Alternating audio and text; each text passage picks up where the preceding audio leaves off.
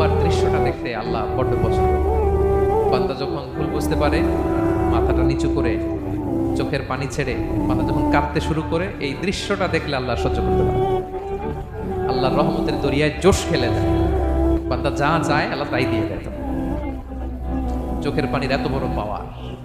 এজন্য আমরা ভুল করে যেন অটল না থাকি, আল্লাহর কাছে যেন ক্ষমা চাই, যেন ফিরে আসে তার দরবার সবসময় খোলা। এবং তিনি এই তওবার বা ফিরে আসার দৃশ্যটা দেখতে কত পছন্দ করেন শোনেন। রাসূল সাল্লাল্লাহু আলাইহি ওয়াসাল্লাম বলেন, ওয়াল্লাযী নাফসি বিয়াদিহি, তার শপথ যার হাতে আমার আত্মা, লাউলাম তুযনিবু, তোমরা যদি ভুল না করতে, লা যাহাবাল্লাহু বিকুম, আল্লাহ তোমাদেরকে ধ্বংস করে দিতেন। ওয়ালা জাআ বিকওমিন, আল্লাহ এমন এক জাতি তৈরি করতেন, ইউযনিবুন, ওরা খালি ভুল করতো, ফায়াস্তাগফিরুন, আর ক্ষমা চাইতো, ফায়াগফিরুল্লাহু লাহুম, আর আল্লাহ তাদের ক্ষমা করতেন। তোমরা যদি ভুল না করতে, এই বনি আদম, তোমরা যদি ভুল না করতে, তোমাদেরকে আল্লাহ তাআলা ধ্বংস করে এমন একটা গোষ্ঠী বানাইতেন যারা খালি ভুল করতো আর মাফ চাইতো, ভুল করতো আর মাফ চাইতো, আর আল্লাহ মাফ করে দিতেন। সুবহানাল্লাহ বললেন না?